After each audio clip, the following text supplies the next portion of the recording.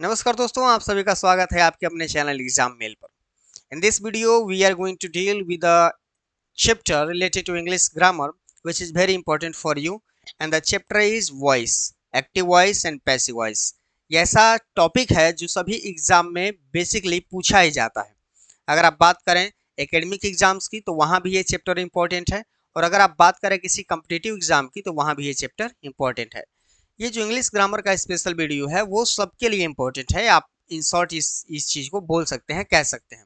आप किसी भी कंपटीशन की तैयारी कर रहे हो, चाहे वो एसएससी हो, बैंक हो, रेलवे हो, CTET, STET, TGT, PGT, CUET, यहाँ तक कि अगर आप बिहार टीचर की तैयारी कर रहे हैं जिसमें इंग्लिश पूछी जाती है, तो ये जो पॉइंट चैप्टर है, ये जो टॉपिक है वो आपके लिए इक्वली बेनिफिशियल होने वाला है। जिसमें हम डिस्कस करने वाले हैं ग्रामर से रिलेटेड, यानी इस टॉपिक से रिलेटेड जितने भी रूल्स हैं उन सबको हम डिस्कस करेंगे। साथ ही साथ जो प्रैक्टिस क्वेश्चन है, प्रैक्टिस क्वेश्चन बहुत जरूरी है ना, क्योंकि प्रैक्टिस क्वेश्चन जो होते हैं वो आपकी तैयारी को इनहेंस करते हैं।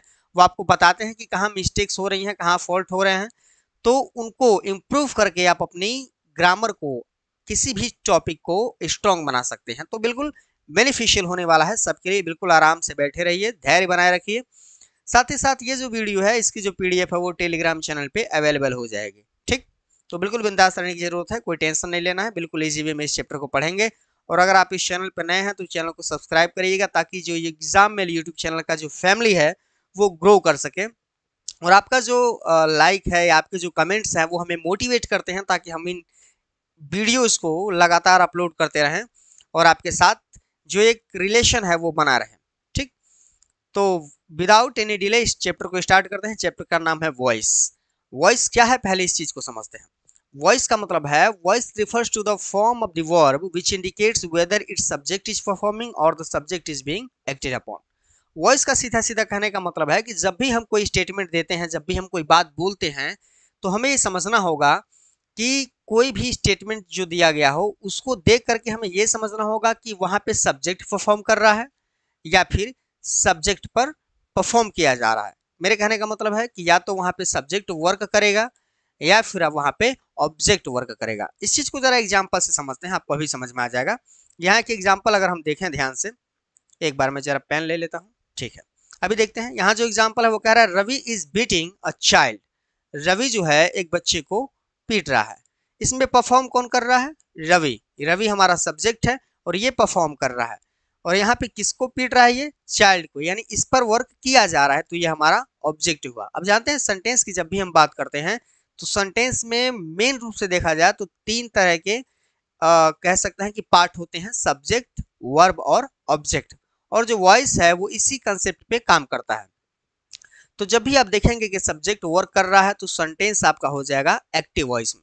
यानी जब हमारा सब्जेक्ट एक्टिव हो, जब हम सब्जेक्ट पर फोकस करते हैं तो वो सेंटेंस होता है एक्टिव वॉइस में। जैसे यहाँ किस पर फोकस कर रहे हैं? रवि। यहाँ जो सब्जेक्ट हमारा वो परफॉर्म कर रहा है, तो ये सेंटेंस हुआ एक्टिव वॉइस में।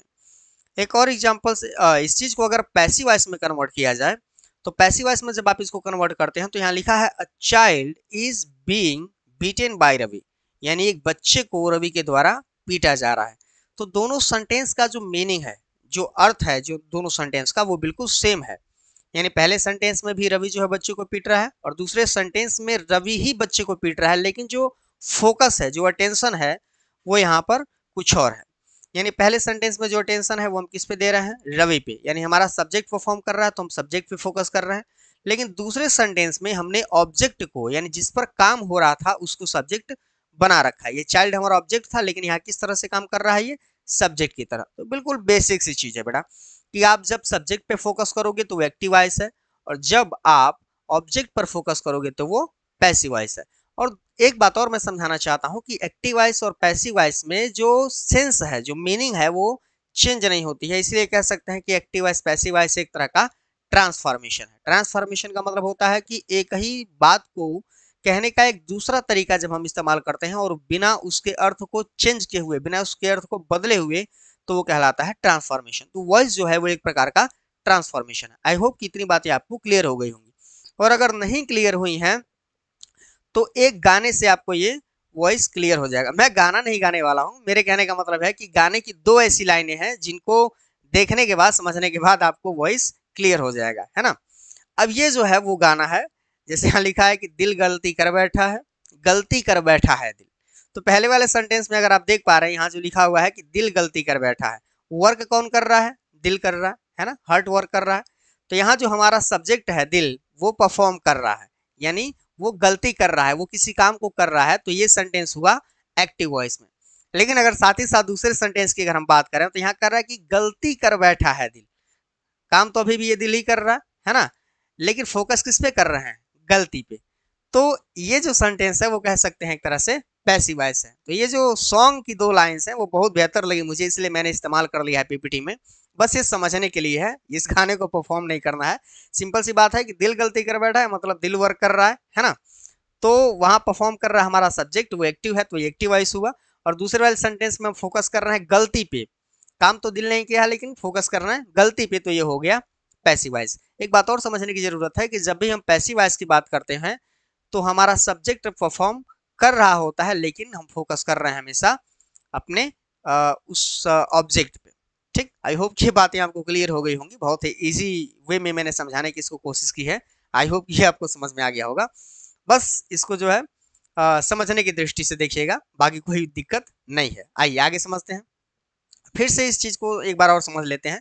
जहां सेंटेंस है Rohan is teaching a novel, यानी रोहन जो है एक नोवेल पढ़ा रहा है। कौन पढ़ा रहा है? रोहन। सब्जेक्ट वर्क कर रहा है, बिल्कुल कर रहा है भाई। तो यहाँ जो हमारा रोहन है वो हुआ सब्जेक्ट जो कि वर्क कर रहा है, और काम हो रहा है टीचिंग करने का, पढ़ा रहा है नोवेल। तो यहाँ सब्जेक्ट हमारा एक्टिव है, तो ये सेंटेंस हुआ एक्टिव वॉइस में। क्लियर है? जो फोकस है हमारा ना, वो फोकस किस पर होना चाहिए? सब्जेक्ट पे। तो हमारा सेंटेंस हुआ एक्टिव वॉइस में। लेकिन अगर हम नोवेल पर फोकस करने लगे, जैसे यहाँ अ novel is being taught by Rohan, यानी एक नोवेल को रोहन के द्वारा पढ़ाया जा रहा है। तो पढ़ाने का काम अभी भी रोहन ही कर रहा है, लेकिन हम सब्जेक्ट की जगह पर इस्तेमाल किसको कर रहे हैं? नोवेल को, यानी हमारा फोकस कहाँ है? ऑब्जेक्ट पे। तो ये थोड़ा सा एक डिफरेंस होता है एक्टिव वॉइस और पैसिव वॉइस में। आई होप कि ये बात आपको क्लियर हो गई होंगी, और अगर नहीं क्लियर हुई होंगी तो फिर से आप वो जो गाना है उसको फिर से दोहराइए।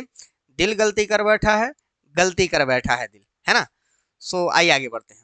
तो जब भी हम वॉइस की बात करते हैं, जैसा कि हमने डिस्कस किया था, तो 2 तरह के वॉइस होते हैं, active voice and passive voice. Active voice का मतलब है कि हमारा सब्जेक्ट एक्टिव रहेगा, और पैसिव वॉइस का सीधा सा मतलब है कि हमारा जो ऑब्जेक्ट है वो एक्टिव रहेगा। इस सेंटेंस को देखने से समझ में आ जाएगा। पुलिस अरेस्टेड हिम, पुलिस ने अरेस्ट किया, पुलिस एक्टिव है, यानी ये एक्टिव वॉइस है। और यहाँ लिखा ही वाज अरेस्टेड, उसे अरेस्ट किया गया, उसने कोई काम नहीं किया, उस पर कोई काम हुआ। तो यहाँ सब्जेक्ट की तरफ तो इस्तेमाल हो रहा है, लेकिन ये कोई वर्क नहीं कर रहा, इस पर वर्क हो रहा है, तो ये हुआ पैसिव वॉइस। दूसरे सेंटेंस में देखते हैं, people speak English all over the world, यानी लोग जो है क्या करते हैं? पूरी दुनिया में अंग्रेजी बोलते हैं। पीपल वर्क कर रहा है ना, तो ये सब्जेक्ट हुआ, वर्क कर रहा है, एक्टिव हुआ, एक्टिव वॉइस में हुआ। और यहाँ कह रहा है कि इंग्लिश बोली जाती है, अब इंग्लिश तो कोई काम नहीं कर रहा, इंग्लिश पर काम किया जा रहा है, तो ये सेंटेंस हुआ हमारा पैसिव वॉइस में।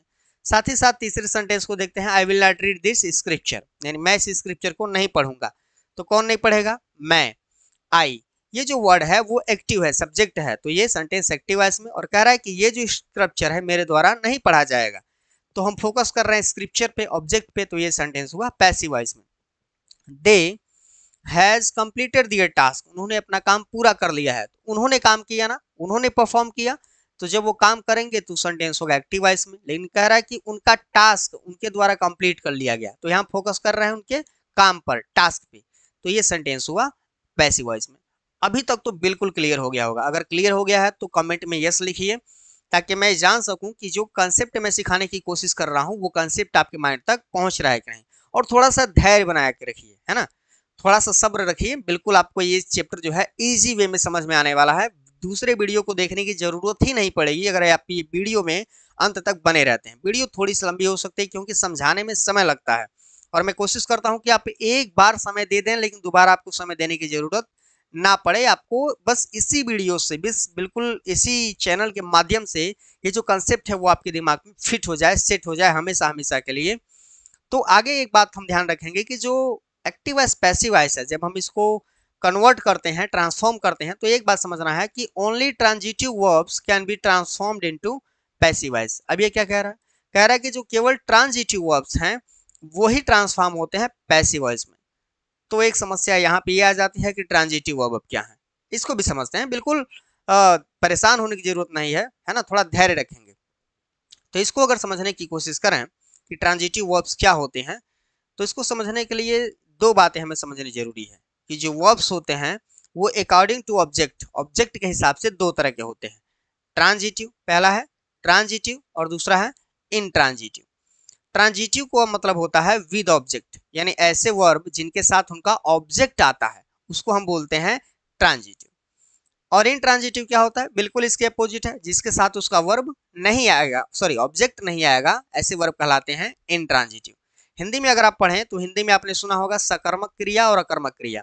तो सकर्मक का मतलब होता है ट्रांजिटिव, इंट्रांजिटिव का मतलब होता है अकर्मक। सकर्मक का मतलब कर्म के साथ, अकर्मक का मतलब बिना कर्म के, बिना ऑब्जेक्ट के। इस चीज को और डिटेल में समझेंगे, बिल्कुल भी कोई डाउट नहीं होने वाला आपके माइंड में। तो अगर हम ट्रांजिटिव की बात करें तो ट्रांजिटिव वर्ब को पहचानने के दो तरीके हैं। वो तरीका क्या है, एग्जाम्पल से समझेंगे। जैसे यहाँ पर मैंने एक एग्जाम्पल लिखा हुआ है, my friend bought a car. इस चीज को थोड़ा सा देख लेते हैं।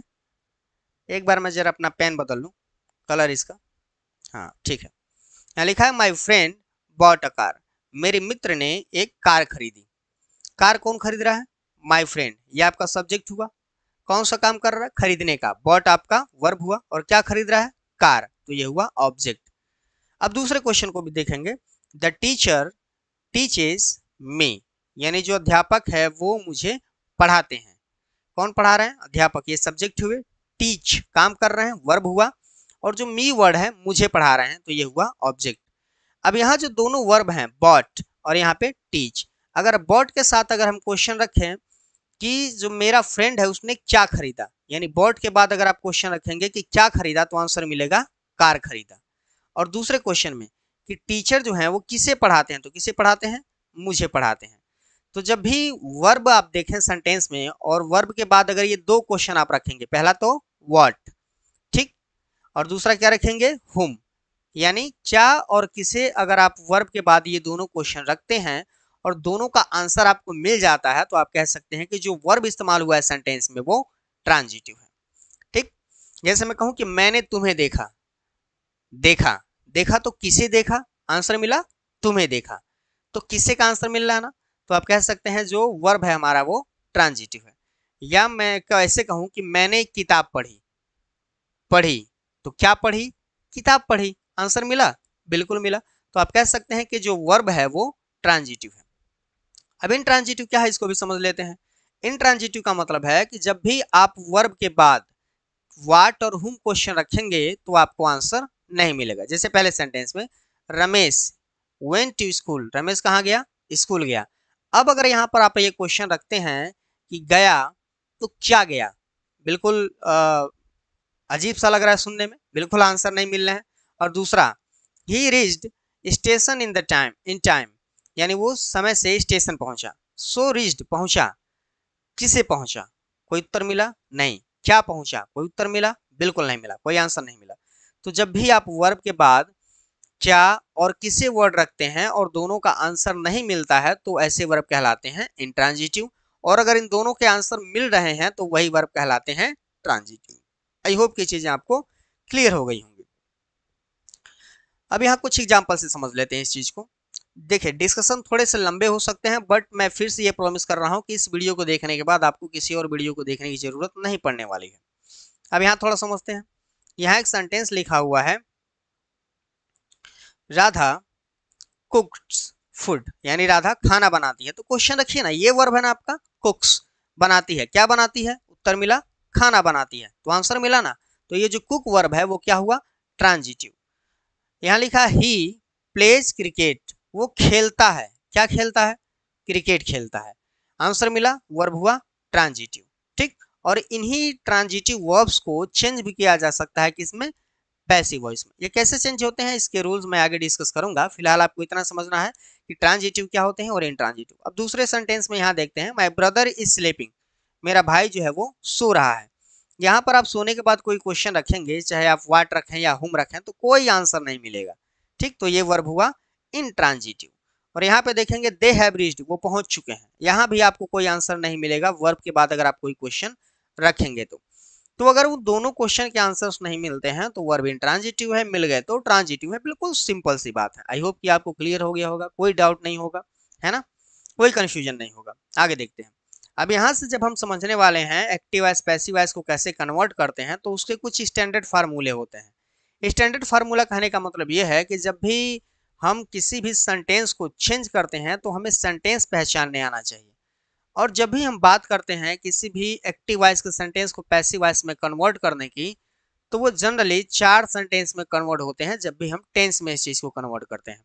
एक बात मैं और बता देना चाहता हूँ कि एक्टिव वॉइस पैसिव वॉइस पढ़ने से पहले आपको थोड़ी बहुत जानकारी टेंस की होनी ही चाहिए, है ना। अब यहाँ पर एक बात समझने की जरूरत है कि जब एक्टिव वॉइस से पैसिव वॉइस में आप चेंज करोगे तो सेंटेंस 4 प्रकार के होते हैं, ये आपको पता होना चाहिए। पहला अफर्मेटिव होता है, दूसरा नेगेटिव, तीसरा इंटेरोगेटिव और चौथा इंटेरोगेटिव नेगेटिव। 4 प्रकार के सेंटेंस होते हैं। इन चारों को अगर आप अच्छे से समझ लें तो बिल्कुल एक्टिव वॉइस पैसिव वॉइस आपके लिए आसान हो जाएगा।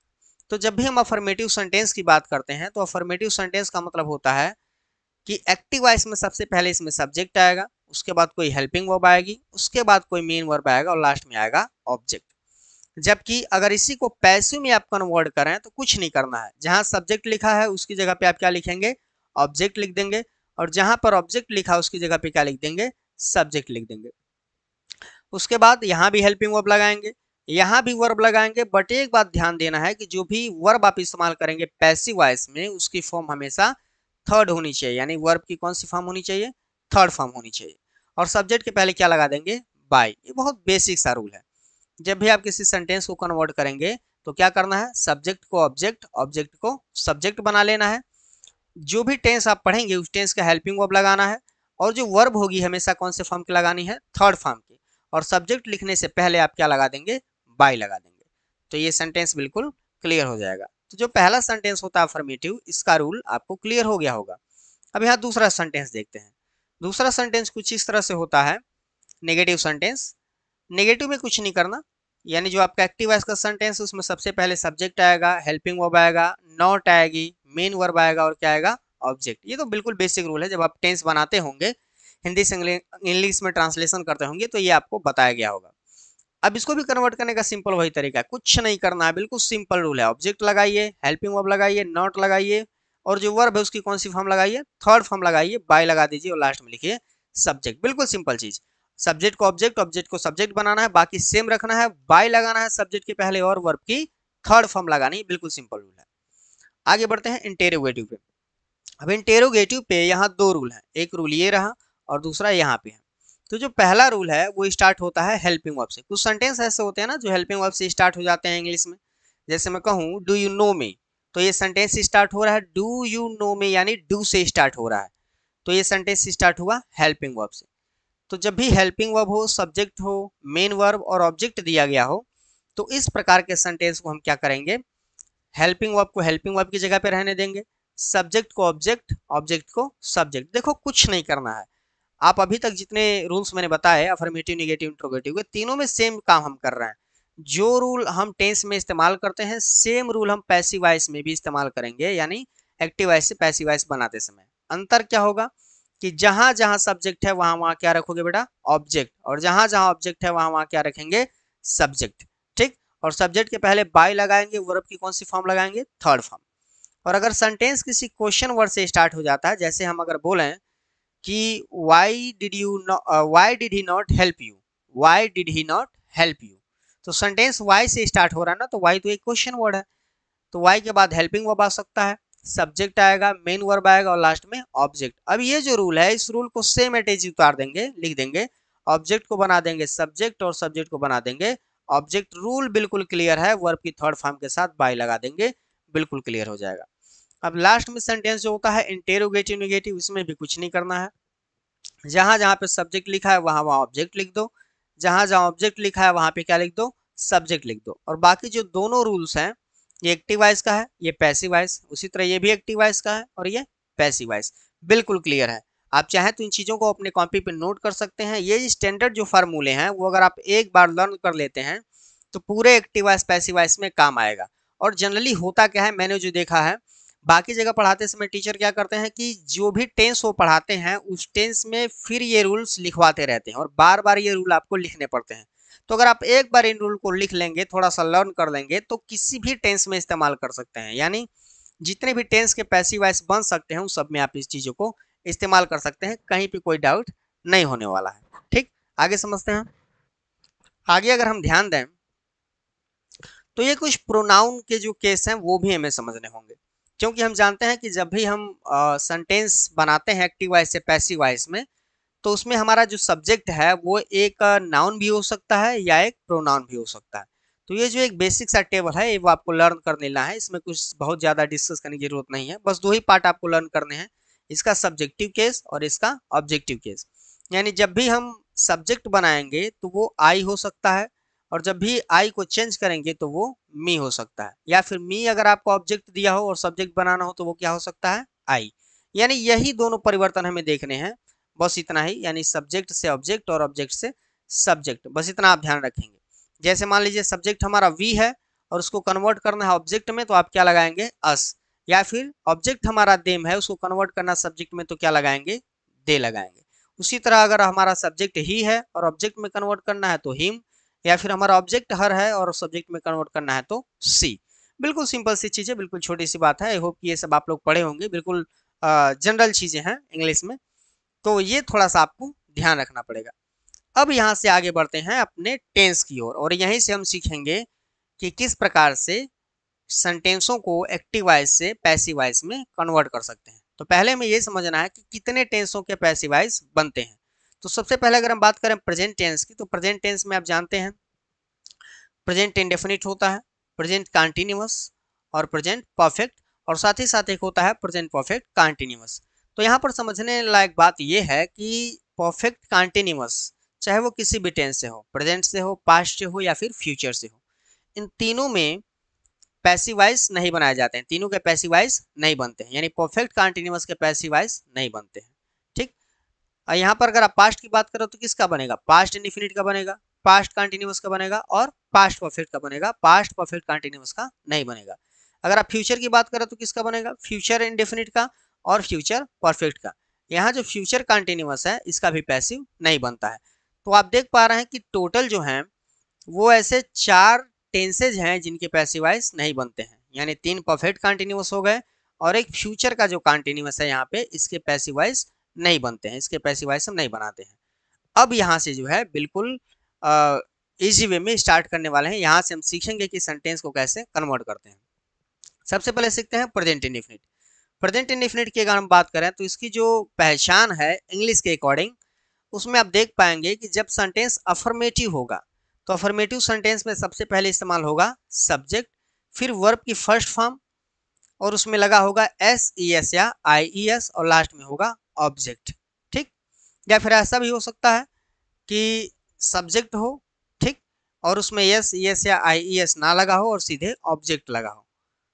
और इसको जब आप कन्वर्ट करेंगे पैसिव वॉइस में तो इसमें सबसे पहले क्या आना चाहिए, ऑब्जेक्ट, यानी जो हमारा सब्जेक्ट है उसको हम क्या बनाएंगे, ऑब्जेक्ट, और इसकी जो हेल्पिंग वर्ब है इज आर एम होती है, क्या होती है, इज आर एम, और वर्ब की थर्ड फॉर्म लगाएंगे, बाई लगाएंगे और सब्जेक्ट को जो है ऑब्जेक्ट में कन्वर्ट कर देंगे। ठीक, तो ये कुछ बेसिक सा रूल है।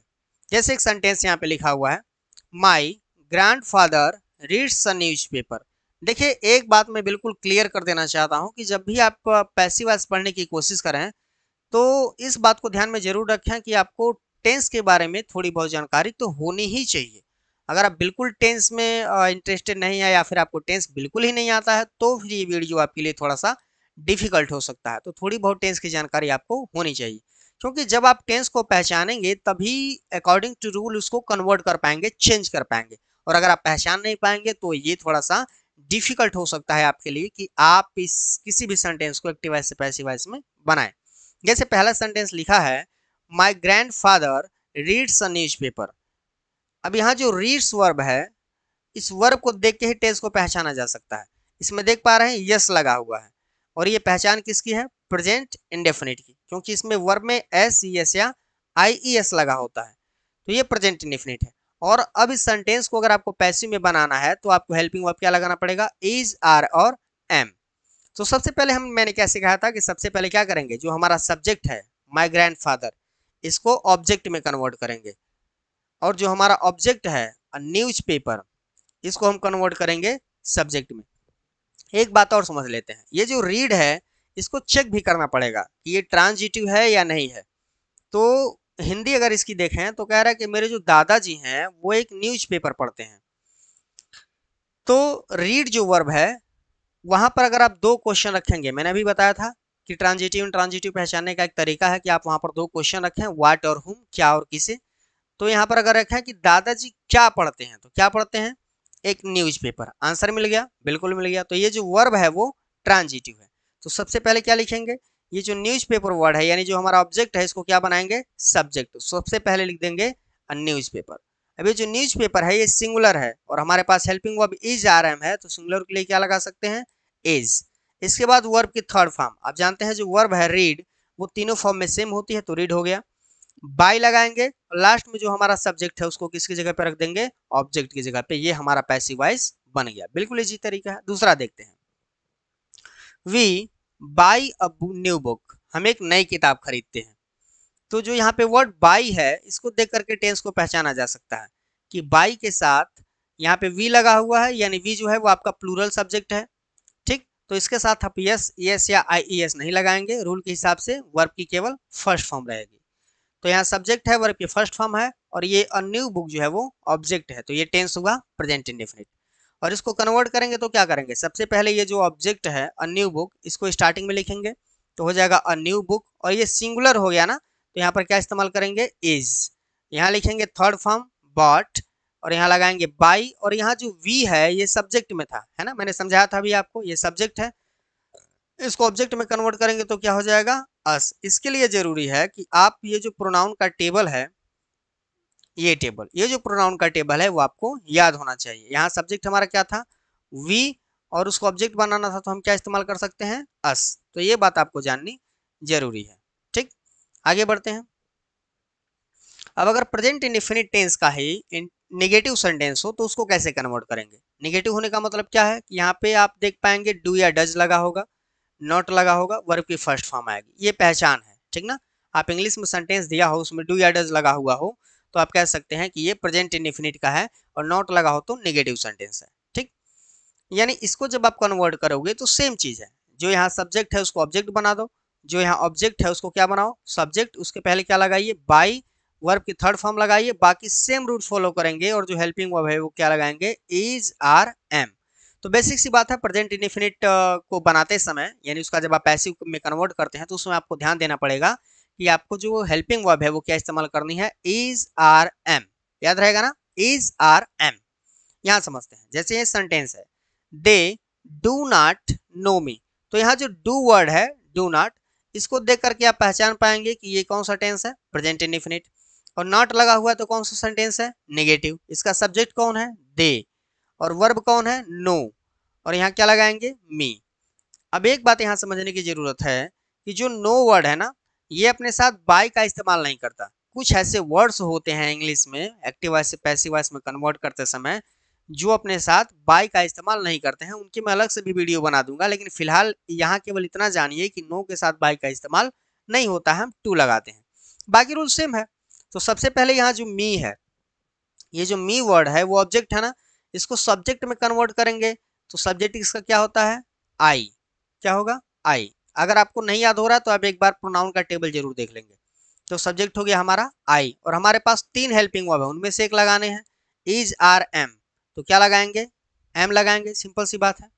इसके बाद क्या लिखना था, नॉट। इसी रूल के अकॉर्डिंग हम बना रहे हैं, यहाँ जो रूल लिखा हुआ है इसी रूल के अकॉर्डिंग हम इस चीज को कन्वर्ट कर रहे हैं। तो सब्जेक्ट हो गया पहले, उसके बाद इज, आर, एम में से एम लगा लेंगे, नॉट लगाएंगे, वर्ब की थर्ड फॉर्म लगाएंगे, तो नो की थर्ड फॉर्म होती है नोन, और यहाँ मैंने कहा था बाय नहीं लगाना है, क्या लगाना है, टू। और लास्ट में ये जो दे वर्ड है जो कि हमारा सब्जेक्ट था, इसका ऑब्जेक्ट होता है देम, तो लास्ट में हमने डैम ऐड कर लिया। आई होप कि ये बातें आपको क्लियर हो गई होंगी, कोई डाउट नहीं होगा। तो सारी बातें क्लियर हैं, आगे बढ़ते हैं। ठीक, दूसरा सेंटेंस देखते हैं।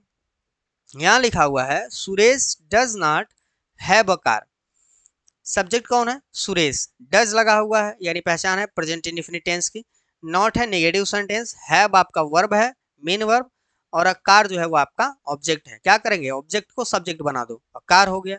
सिंगुलर है, इज लगा दो, नॉट लगाइए, हैव की थर्ड फॉर्म क्या होती है, हैड लगा दीजिए, बाय लगा दो, और सब्जेक्ट कौन है, सुरेश। बस ये सेंटेंस जो है पैसिव वॉइस में कन्वर्ट हो गए। बिल्कुल इजी है, कहीं कोई डाउट नहीं होने वाला होगा। आई होप कि सारी बातें क्लियर हो रही होंगी, और बिल्कुल क्लियर हो रहा है, आपको समझ में आ रहा है तो बिल्कुल यस करिए, कमेंट बॉक्स में यस लिखिए, ताकि मैं समझ पाऊँ कि आपको जो भी मैं सिखाने की कोशिश कर रहा हूँ वो आपको समझ में आ रहा है। साथ ही साथ आगे बढ़ते हैं प्रेजेंट इंडेफिनिट टेंस के इंटेरोगेटिव सेंटेंस पे। मैंने बताया था ना कि 4 तरह के सेंटेंस होते हैं, आप कोई भी टेंस पढ़ेंगे तो तीसरा सेंटेंस है इंटेरोगेटिव। और इंटेरोगेटिव में सेंटेंस अगर डू या डज से इस्तेमाल होते हैं, स्टार्ट होते हैं, तो डू या डज के बाद सब्जेक्ट आएगा, वर्ब आएगा और ऑब्जेक्ट आएगा। ये जो रूल है वो किसका है? एक्टिव का है। किसका है? एक्टिव वॉइस का। ठीक। और जो नीचे रूल लिखा है वो किसका है? पैसिव वॉइस का है। तो किसी भी एक्टिव वॉइस सेंटेंस को जिसमें आप डू या डज स्टार्टिंग में देखते हैं, उसको कन्वर्ट करते समय कोई प्रॉब्लम नहीं होने वाली है। जहां डू या डज लिखा है वहां हेल्पिंग वर्ब क्या लिखेंगे? Is, are, am. और जो सब्जेक्ट है उसकी जगह पे क्या इस्तेमाल कर देंगे? ऑब्जेक्ट। वर्ब की थर्ड फॉर्म लगाएंगे, बाय लगाएंगे, और ये जो ऑब्जेक्ट है उसको कन्वर्ट कर देंगे सब्जेक्ट में। ठीक। अब इसको आइए कन्वर्ट करके देखते हैं। जैसे लिखा है does he sell his old book. Does से स्टार्ट है सेंटेंस, यहाँ पे ये सब्जेक्ट है, ये वर्ब है, और ये ऑब्जेक्ट है। ठीक। क्या करेंगे? जब हम इसको कन्वर्ट करने की कोशिश करेंगे तो ये जो ऑब्जेक्ट है हमारा ना, हिज ओल्ड बुक्स, यही सब्जेक्ट बनेगा। और अगर ये सब्जेक्ट बन के यहाँ पे लिखा जाएगा तो इसके साथ हम हेल्पिंग वर्ब भी इस्तेमाल करेंगे, और स्टार्टिंग में लगाना पड़ेगा, तो क्या हो जाएगा? आर, क्योंकि ये जो अब सब्जेक्ट है हमारा वो प्लूरल है। इसके बाद वर्ब की थर्ड फॉर्म लगाएंगे, उसके बाद बाई, और लास्ट में ये जो ही वर्ड है इसको कन्वर्ट कर देंगे हिम में। आई होप की बातें क्लियर हो गई होंगी। दूसरा समझते हैं। Do they tolerate him. यहाँ पे डू से स्टार्ट है ना, बिल्कुल रूल को फॉलो करिए। यहाँ पे देखिए डू से सेंटेंस स्टार्ट हो रहा है, तो हम यहाँ पर क्या लिखेंगे? Is, are, am. ठीक। तो डू की जगह पे इज आएगा, आर आएगा या एम आएगा, ये डिसाइड करेगा ये ऑब्जेक्ट। ऑब्जेक्ट कौन है इसका? हिम। हिम को अगर आप सब्जेक्ट में कन्वर्ट करेंगे तो क्या लिखा जा सकता है? ही।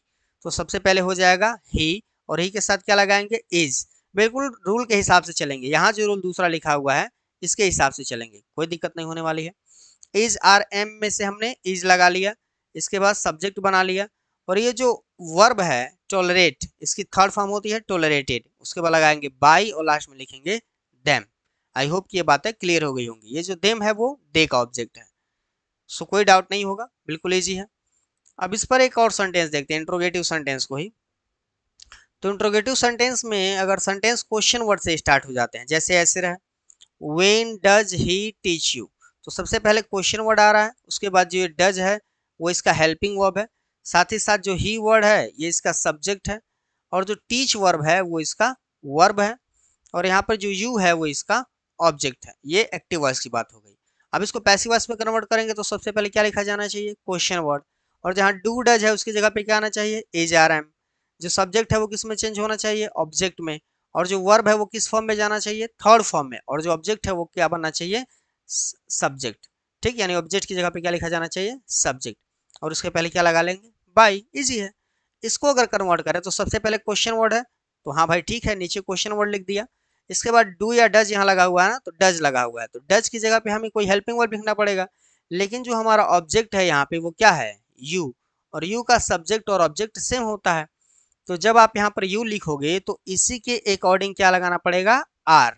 ठीक। क्योंकि यू के साथ क्या इस्तेमाल होता है? आर।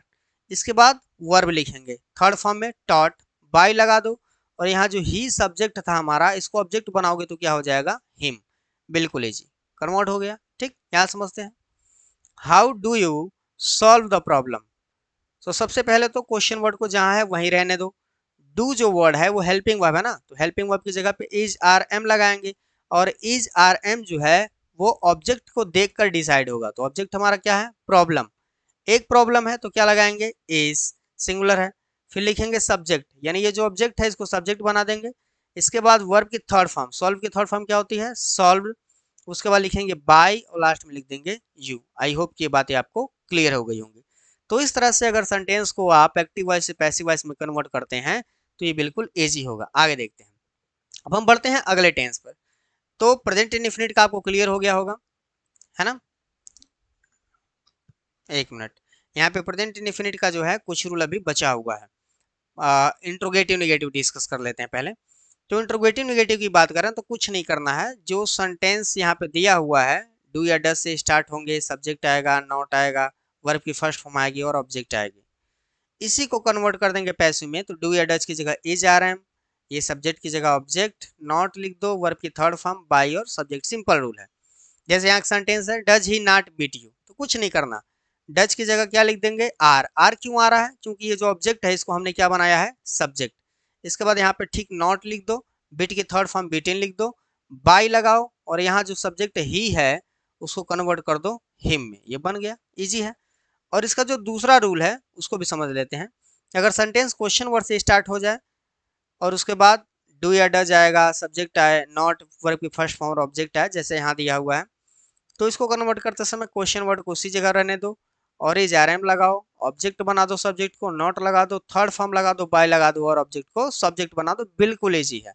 इसको कन्वर्ट करेंगे तो सबसे पहले वाई था ना, वाई लिख दो, डू लगा था तो अब डू नहीं लगाएंगे, इज आर एम में से कोई एक लगाएंगे तो क्या लगेगा? इज। ये डिसाइड हो रहा है किसकी वजह से? गेट की वजह से। ये आपका सब्जेक्ट है, सिंगुलर है, तो क्या लगाएंगे? इज। उसके बाद क्या लगाएंगे? नॉट। और ये जो ओपन है उसकी थर्ड फॉर्म क्या होती है? ओपन।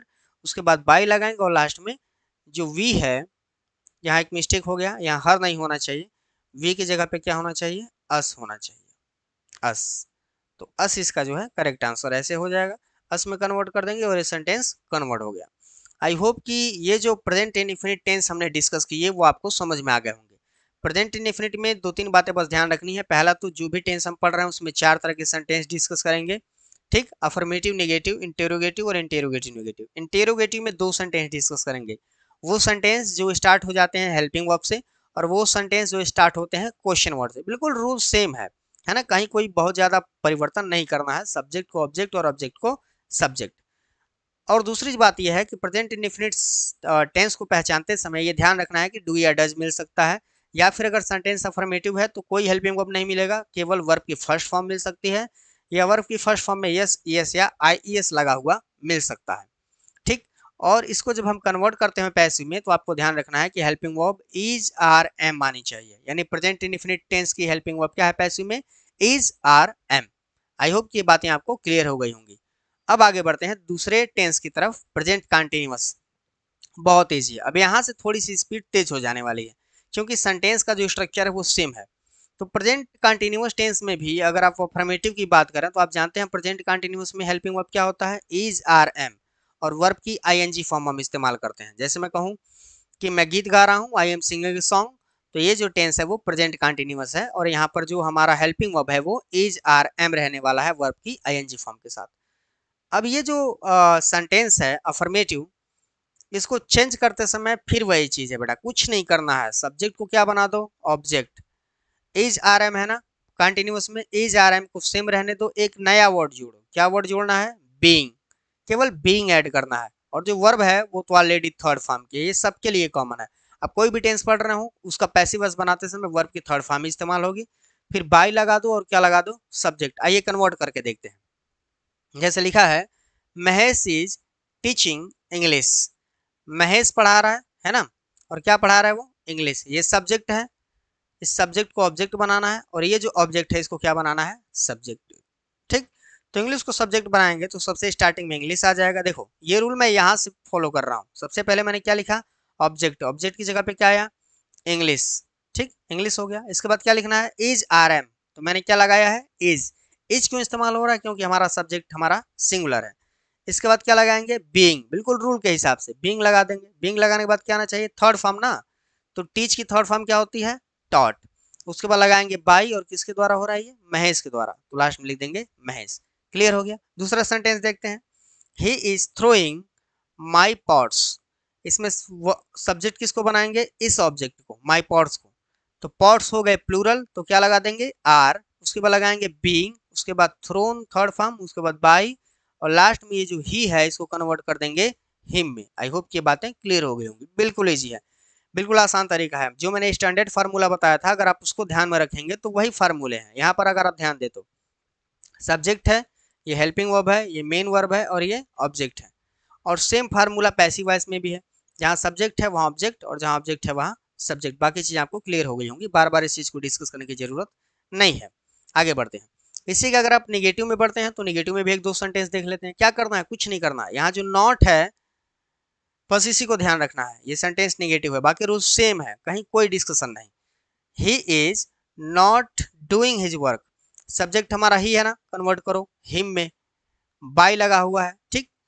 उसके बाद यहाँ जो हिज वर्क है इसको सब्जेक्ट बना दो, हिज वर्क यहाँ पे आ गया, ये सिंगुलर है तो क्या लगाइए इज, नेगेटिव है तो नॉट, बीइंग लगा दो, डन लगा दो, बाय हिम लगा दो, सेंटेंस कंप्लीट हुआ, ठीक। और यहाँ देखते हैं, we are not decorating our dolls, तो यहाँ आवर डॉल्स ऑब्जेक्ट है, ये इस पोर्शन को आप सब्जेक्ट बनाएंगे तो हो जाएगा आवर डॉल्स, इसके साथ क्या लगाएंगे आर, क्योंकि ये प्लूरल है, उसके बाद नेगेटिव है तो नॉट, फिर लगा देंगे बीइंग, वर्ब की थर्ड फॉर्म डेकोरेटेड, बाय जो वी है उसको कन्वर्ट कर देंगे अस में, ये बात क्लियर हो गई, कोई डाउट नहीं हुआ होगा, बिल्कुल इजी है, आगे समझते हैं। प्रेजेंट कंटिन्यूअस की अगर हम बात करें तो यहाँ जो तीसरा सेंटेंस है इंटेरोगेटिव, इसमें दो रूल होते हैं, तो सबसे पहले रूल को समझते हैं। इसमें स्टार्ट हो जाएगा इज आर एम के साथ, यानी जब सेंटेंस स्टार्ट होते हैं इज आर एम के साथ तो उसको कैसे कन्वर्ट करते हैं, बिल्कुल सिंपल रूल है, जहाँ इज आर एम लिखा है वहाँ इज आर एम लिख दो, जहाँ सब्जेक्ट है वहाँ ऑब्जेक्ट लिख दो, वर्ब है तो बीइंग के साथ थर्ड फॉर्म में लिख दो, और यहाँ पे ऑब्जेक्ट है उसको सब्जेक्ट कन्वर्ट कर दो और बाय लगा दो। चलिए समझते हैं, लिखा है आर दे किलिंग हिम, तो जो आर वर्ड है ना वो हेल्पिंग वर्ब है, यानी इज आर एम से सेंटेंस स्टार्ट हो रहा है, और ये आपका सब्जेक्ट है, ये वर्ब है और ये ऑब्जेक्ट है, तो ऑब्जेक्ट को सबसे पहले सब्जेक्ट बना लो, क्या हो जाएगा ही, लेकिन सेंटेंस स्टार्ट करना है इज आर एम से, तो ही के साथ क्या लगने वाला है इज, तो हो जाएगा इज ही, और यहाँ जो बीइंग वर्ड है यहाँ से देखो रूल वो यहाँ से फॉलो करो, इज पहले लगा, ठीक, इसके बाद क्या लगा सब्जेक्ट, इसके बाद क्या लग रहा है बीइंग, बीइंग लग गया, इसके बाद क्या लगना है वर्ब, वर्ब क्या है किल, थर्ड फॉर्म हो जाएगी किल्ड, और यहाँ बाय देम लगा दो, ये जो दे है इसको चेंज कर देंगे देम में, ठीक। आगे देखते हैं, यहाँ लिखा is she selling her old books, so यहाँ जो इज वर्ड है इससे सेंटेंस स्टार्ट हो रहा है, तो आपका पैसिव वॉइस भी इज आर एम से स्टार्ट होगा, तो क्या लिखा हुआ है आर, आर क्यों लगा है क्योंकि हमारा जो सब्जेक्ट बन रहा है यहाँ पे अब हर ओल्ड बुक्स, ये प्लूरल है, इसके बाद बीइंग लगाएंगे, वर्ब के थर्ड फॉर्म लगाएंगे, बाय लगाएंगे और सी को कन्वर्ट कर देंगे हर में। आपको एक बार प्रोनाउन का टेबल जरूर ध्यान देना चाहिए, मैं इस बात को बार बार कह रहा हूँ कि आप प्रोनाउन का टेबल एक बार जरूर ध्यान देंगे। आगे देखते हैं, इंटेरोगेटिव सेंटेंस का जो दूसरा रूल है, यानी सेंटेंस जब स्टार्ट हो जाते हैं क्वेश्चन वर्ड से तो कुछ नहीं करना, सेम रूल आपको दिख रहा है, ऊपर और नीचे दोनों रूल सेम है, यानी एक्टिव वॉइस हो या फिर पैसिव वॉइस हो, दोनों के रूल जो है वो बिल्कुल सेम होने वाले हैं, इसमें कहीं कोई परिवर्तन नहीं करना है, बस एक वर्ड ऐड करना है आपको बीइंग। एग्जाम्पल से समझो, why are you inviting them, sentence why से स्टार्ट हुआ यानी क्वेश्चन वर्ड से स्टार्ट हुआ, तो अगर वाई से स्टार्ट हो रहा है तो वाई लिख दो, अब यहाँ पे आर है ना, तो यहाँ पे आपको हेल्पिंग वर्ब तो लगाना है, लेकिन अब देम के हिसाब से लगाना है, इस ऑब्जेक्ट के हिसाब से, इसको सब्जेक्ट बनाओगे तो किसमें कन्वर्ट होगा दे, और दे के साथ क्या लगता है आर, इसके बाद क्या जोड़ दो बीइंग, यहाँ जोड़ दो इनवाइटेड थर्ड फॉर्म और यहाँ लिख दो बाय यू, बिल्कुल इस रूल को फॉलो करो, यहाँ जो पैसिव वॉइस का रूल है ना इस रूल को फॉलो करो, सेंटेंस बन जाएंगे। हाउ इज सी लुकिंग मी, इस सेंटेंस को बनाते समय क्वेश्चन वर्ड को वहीं रहने दो, मी है ना, तो मी जो है ऑब्जेक्ट होता है और इसका सब्जेक्ट होता है आई, और आई के साथ क्या लगता है हमेशा एम, उसके बाद बीइंग लगाओ, वर्ब की थर्ड फॉर्म लुक्ड कर दो, बाई हर कर दो, गॉट इट, बिल्कुल इजी है। आगे देखते हैं, प्रेजेंट कंटिन्यूअस टेंस का है जो इंटेरोगेटिव नेगेटिव सेंटेंस है उसमें भी दो रूल होते हैं, इसमें पहले रूल को समझते हैं। तो यहाँ जो पहला रूल है वो कह रहा है कि इज आर एम से सेंटेंस स्टार्ट होगा और इसमें एक्स्ट्रा क्या मिलेगा नॉट, सिंपल है ना, इस चीज को आपने पढ़ लिया, पैसिव वॉइस में बनाते समय कुछ नहीं करना, नॉट को इस्तेमाल करना है और उसके बाद बीइंग लगाना है। आइए समझते हैं, is he not posting the letter, तो सबसे पहले इज है तो यहाँ नीचे भी हेल्पिंग वर्ब होना चाहिए, अब लेटर सिंगुलर है इसी को ना सब्जेक्ट बनाओगे, तो लेटर को सबसे पहले लिख देंगे और यहाँ पे लगा देंगे इज, उसके बाद लिख दो नॉट, उसके बाद बीइंग लगा दो, पोस्टेड लगा दो, बाय हिम लगा दो।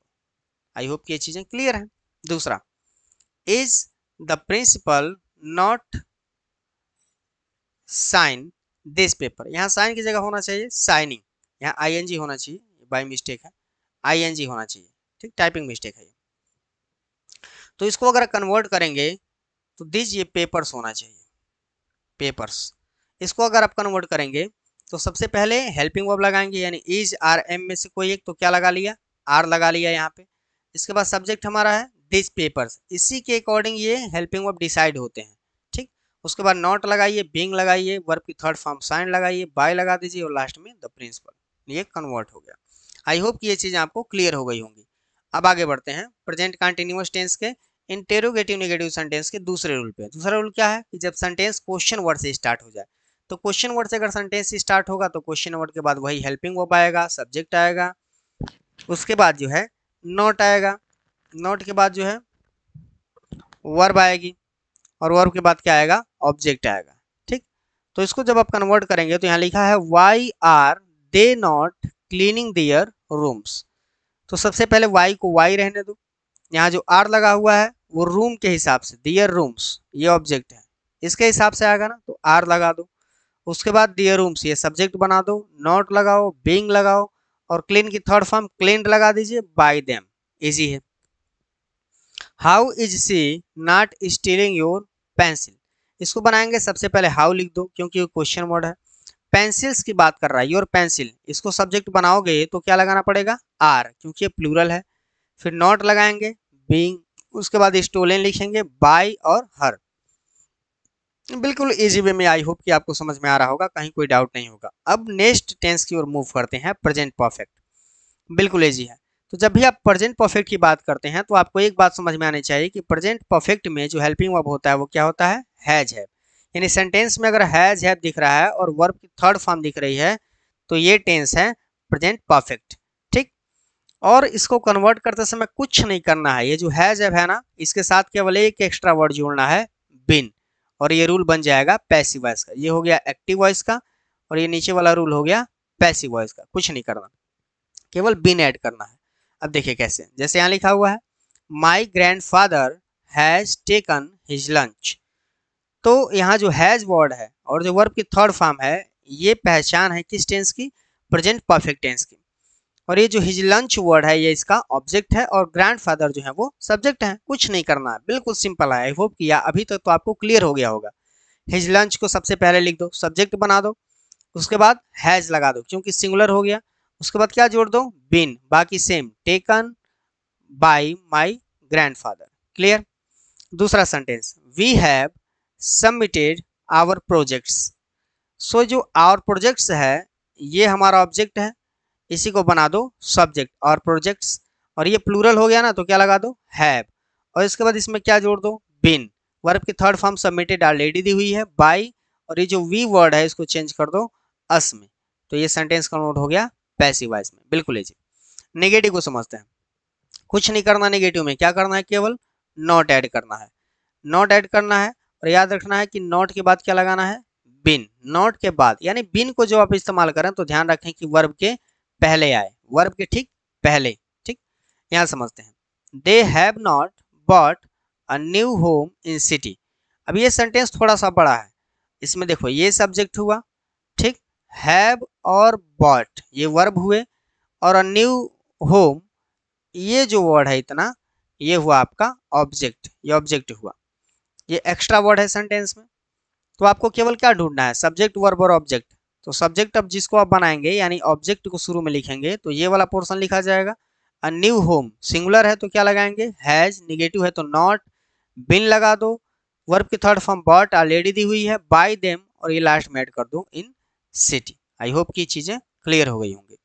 दूसरा समझते हैं, she has not vanished her project. तो सबसे पहले यहाँ वैनिस्ड जो वर्ब है ये, यहाँ पे वैनिश एक थर्ड फॉर्म की वर्ब है, इसके बगल में जो हर प्रोजेक्ट लिखा हुआ है ये ऑब्जेक्ट है, इसको सब्जेक्ट बना दो। हर प्रोजेक्ट हो गया, सिंगुलर है, हैज लगाया, नॉट लगाया, बिन जोड़ा, वैनिश्ड लगाया, बाय हर जोड़ दिया। हर क्यों हो रहा है, क्योंकि सब्जेक्ट हमारा सी है, इसको कन्वर्ट करेंगे ऑब्जेक्ट में तो हर हो जाएगा। आई होप ये चीजें आपको क्लियर हो गई होंगी। बिल्कुल इजी वे में, बिल्कुल भी डिफिकल्ट नहीं है। एक्टिव वॉइस और पैसिव वॉइस बिल्कुल आसान है ना। थोड़ा सा सब्र रखिए, सब चीजें समझ में आएंगी। अब यहाँ बात करते हैं interrogative negative, sorry interrogative sentence की। इंट्रोगेटिव सेंटेंस की अगर बात करें तो फिर वही चीज़ है, दो तरह के सेंटेंस होते हैं। पहले सेंटेंस जो हैज हैव से स्टार्ट होंगे यानी हेल्पिंग वर्ब से स्टार्ट होंगे, और इसके बाद सब्जेक्ट आएगा, वर्ब की थर्ड फॉर्म और ऑब्जेक्ट, ये एक्टिव वॉइस का रूल हो गया। और इसको जब आप पैसिव वॉइस में कन्वर्ट करेंगे तो कुछ नहीं करना, बिल्कुल ईजी है, कहीं कोई दिक्कत ही नहीं है। तो हैज हैव को जहाँ वैसे रहने दो, सब्जेक्ट की जगह पे ऑब्जेक्ट, ऑब्जेक्ट की जगह पे सब्जेक्ट, और यहाँ क्या लगाना है, बिन, यही एक्स्ट्रा वर्ड जोड़ना है बिन, बाकी वर्ब की थर्ड फॉर्म दी है बाय लगा लो, ठीक ना। आइए समझते हैं। जैसे लिखा है have you written a letter to him, ठीक।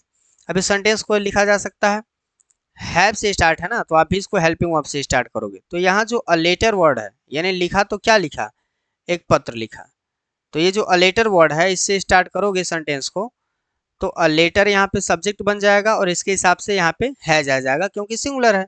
उसके बाद आप बिन लगा दो, उसके बाद वर्ब की थर्ड फॉर्म लगा दो, बाय लगा दो और यू का यू रह जाएगा और लास्ट में लिख दो टू हिम। ये सेंटेंस कन्वर्ट हो गया। अभी यहाँ सेंटेंस है हैज रवि गेट, यहाँ गेट नहीं होना चाहिए, ये होना चाहिए गॉट, ठीक। Has Ravi got his appointment letter. तो इस सेंटेंस को स्टार्ट करते समय ये जो अपॉइंटमेंट लेटर है इसको आप बनाएंगे सब्जेक्ट, हिज अपॉइंटमेंट लेटर, और ये सिंगुलर है तो क्या लगेगा हैज, इसके बाद लगा दो बीन, इसके बाद गॉट, उसके बाद बाय और लास्ट में रवि। क्लियर हो गई होगी बात। आगे बढ़ते हैं। अब इंट्रोगेटिव सेंटेंस का जो दूसरा रूल है उसको समझ लेते हैं, यानी जब सेंटेंस स्टार्ट होते हैं क्वेश्चन वर्ड से, तो सबसे पहले क्वेश्चन वर्ड, इसके बाद हैज है, सब्जेक्ट आएगा, वर्ब आएगी और ऑब्जेक्ट आएगा। और इसको कन्वर्ट करते समय सबसे पहले क्वेश्चन वर्ड आएगा, उसके बाद हैज है, उसके बाद सब्जेक्ट को ऑब्जेक्ट, और यहाँ बिन लगा दो, वर्ब की थर्ड फॉर्म और लगा दो लास्ट में सब्जेक्ट। अब एग्जांपल समझते हैं। जैसे लिखा है why have they scolded you, इस सेंटेंस को अगर आप कन्वर्ट करोगे तो जो वाई वर्ड है ना इसको थोड़ी चेंज करना है, ये तो जहाँ है वहाँ रहेगा हैव, और इसके बाद जो हैव दिया हुआ है इस हैव को यू के हिसाब से कन्वर्ट करेंगे क्योंकि यही हमारा सब्जेक्ट बनने वाला है, तो यू के हिसाब से क्या हो जाएगा हैव। इसके बाद बिन लगाइए रूल के अकॉर्डिंग, वर्ब की थर्ड फॉर्म स्कॉल्डेड, बाय और लास्ट में दे कन्वर्ट हो जाएगा देम में। क्लियर हो गई बात। यहाँ लिखा है has Ravi got his appointment letter, ये एक सेंटेंस रिपीट हो गया है, इसको छोड़ देते हैं, स्किप कर देते हैं क्योंकि ये सेंटेंस रिवाइज हो गया है, रिपीट हो गया है। आगे देखते हैं। Present indefinite tense, present perfect tense का जो इंट्रोगेटिव नेगेटिव सेंटेंस होता है उसका रूल देखते हैं। रूल फर्स्ट, इंट्रोगेटिव नेगेटिव में क्या करना है, सबसे पहले हैज हैव आएगा, सब्जेक्ट नॉट, वर्ब की थर्ड फॉर्म और ऑब्जेक्ट, सेम काम करना है, कुछ कहीं कोई परिवर्तन नहीं करना, बस इस नॉट का ध्यान रखना है, ठीक। जैसे लिखा है have we not support you, यहाँ सपोर्ट नहीं सपोर्टेड होना चाहिए था, ये हो जाएगा सपोर्टेड, है ना, इसको सपोर्टेड कर लेंगे, सपोर्टेड यू। इसको कन्वर्ट करेंगे तो सबसे पहले हैव क्यों आ रहा है, क्योंकि हमारा जो यू है इसको हमने सब्जेक्ट बना रखा है, हैव यू, उसके बाद नॉट, फिर बीन और वर्ब की थर्ड फॉर्म सपोर्टेड, उसके बाद हो जाएगा अस, ठीक। क्लियर हो गई बात। यहाँ लिखा है has Radha von a red government on his birthday, ये इंट्रोगेटिव सेंटेंस हो गया। इसको बनाएंगे तो सबसे पहले हो जाएगा अ रेड गारमेंट, इसको बनाएंगे आप सब्जेक्ट अ रेड गारमेंट को, तो हो जाएगा has a red garment been won by Radha on his birthday. I hope कि ये चीज़ आपको क्लियर हो गई होंगी। अब यहाँ लास्ट समझते हैं इंट्रोगेटिव नेगेटिव सेंटेंस के रूल 2 को। सेम रूल है, यहाँ कोई भी दिक्कत नहीं होने वाली है, केवल क्वेश्चन वर्ड इसमें ऐड करना है। तो क्वेश्चन वर्ड अगर आप ऐड करेंगे तो ये सेंटेंस जो है वो कन्वर्ट हो जाएंगे एक्टिव से पैसिव में। आई होप कि यहाँ तक चीज़ें आपको क्लियर हो गई होंगी। यहाँ कुछ एग्जांपल्स जो हैं वो मिस हो गए हैं, इसलिए मैं यहाँ इनका एग्जांपल नहीं दे पा रहा हूँ, बट आई होप कि ये चीज़ें आपको क्लियर हो गई होंगी। वीडियो में लास्ट तक अगर आप बने हुए हैं तो आपका बहुत बहुत धन्यवाद। मिलेंगे फिर से आपसे एक नई वीडियो में, तब तक के लिए जय हिंद, वंदे मातरम। वीडियो जरा सा भी पसंद आया हो तो वीडियो को लाइक करिएगा और चैनल को